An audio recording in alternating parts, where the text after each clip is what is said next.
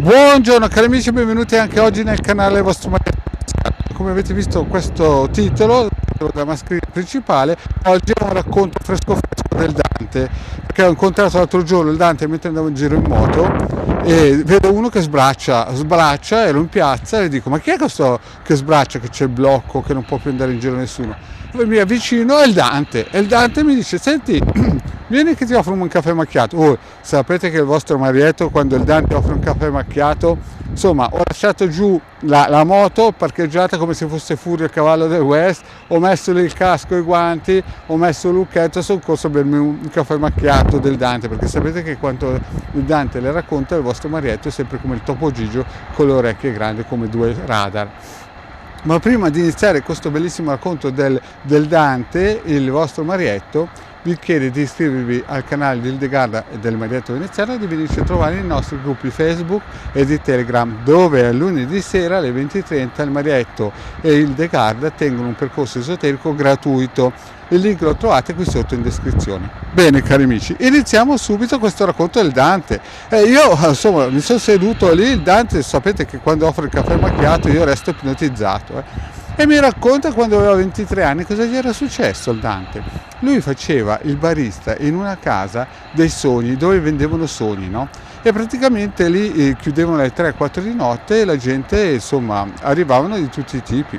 E un giorno il Dante gli arriva lì un capitano degli Alpini di Torino col babbo del Dante e gli spiega che avrebbero portato due super persone in quel momento lì, due super persone importantissime e potentissime, al che il Dante resta stupito, perché insomma è vero che ne avevamo visti molti personaggi potenti, ma non si aspettava che il capitano degli Alpini di Torino gli dicesse che sarebbero arrivate due persone molto importanti a livello mondiale, al che il Dante mi racconta era tutto incuriosito. E cosa succede? E succede che arrivano due che sembravano due fotomodelli giovani. Il Dante si aspettava o dei faraoni o degli imperatori o dei re o dei capitani di industria e si vede arrivare due praticamente fotomodelli alti sul 1,80 m, magri, come dei manici di scopa. Al che si volta verso il capitano degli Alpini e gli dice di Torino e gli dice: ma questi qui sarebbero quelle persone molto potenti e importanti. E il capitano degli Alpini di Torino gli dice: questi, caro Dante, sono i soldati migliori del mondo. Perché il Dante li guarda e gli dice: ma questi sarebbero, ma non sono quelli come Rambo, quelli tutto muscoli, tutti quelli coraggio? E il capitano degli Alpini di Torino gli dice: no, queste sono le persone più forti a livello militare del mondo. A che il Dante non ci credeva, no?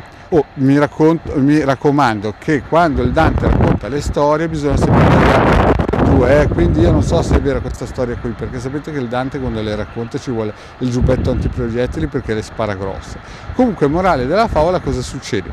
Succede che mi racconta così il Dante, per fargli vedere il capitano degli Alpini, per fargli vedere al Dante chi erano, ha detto: adesso facciamo dei combattimenti e vediamo chi sta in piedi. Insomma, morale della favola, ci sono dovuti stare 10 persone a combattere contro questi due e questi due continuavano a vincere, erano invincibili. A un certo punto però, insomma, questi due, diciamo così, sono stati un po' in defiance, perché al posto che 10 erano 20 contro 2 e gli hanno tolto gli occhi. E questi continuavano a combattere, mi racconta il Dante. Io sono rimasto stupito. Dante, gli dico: Dante, ma cosa mi racconti? Questi qui riuscivano a combattere senza occhi contro 20 persone ed erano invincibili. E il Dante mi dice: sì, erano indistruttibili, sembrava che ci vedessero ancora. E addirittura mi ha detto il Dante che a un certo punto in quella casa dei sogni c'era una parete alta 6 metri di marmo e questi qui riuscivano a salire come l'uomo ragno, come se niente fosse. E che il Dante si volta verso il capitano degli Alpini di Torino e gli dice: ma scusa, ma questi qua sono extraterrestri? No, perché dico, è impossibile che delle persone senza occhi riescono a non sentire dolore, a combattere e a salire su dei muri come se fossero ragni.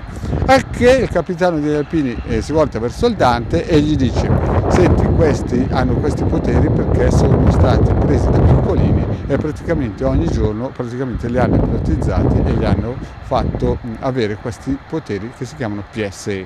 Anche il Dante non aveva mai sentito una cosa del genere pensava che fossero extraterrestri, Lui pensava che fossero extraterrestri, mi ha raccontato il Dante. Morale della favola, alla fine è dovuto intervenire il capitano degli Alpini Torino con i suoi geni, no? E li ha praticamente allontanati a questo pianeta. Ma non perché hanno perso, proprio perché il capitano degli Alpini Torino, mi ha detto così il Dante, voleva dargli una nuova vita in una nuova reincarnazione ed era stanco di vedere cosa alcune persone di questo mondo avevano fatto a due ragazzini così giovani che avrebbero voluto vivere una vita normale. Praticamente il Dante mi ha raccontato che queste persone, se sapessero veramente i poteri che hanno, tranquillamente seduti nel loro soggiorno, riuscirebbero ad abbattere una portaerei magari a 5.000 km di distanza senza uscire di casa. Bene cari amici, io a questi racconti del Dante sapete che non ci credo perché sono racconti praticamente quasi incredibili. So che quando il Dante mi racconta queste cose, se non ho il giubbetto antiproiettili, sudo freddo, però sono riuscito a uscire con le mie gambe dal bar, anche perché il caffè macchiato era finito, io ho preso la mia moto, il mio casco e sono scappato via.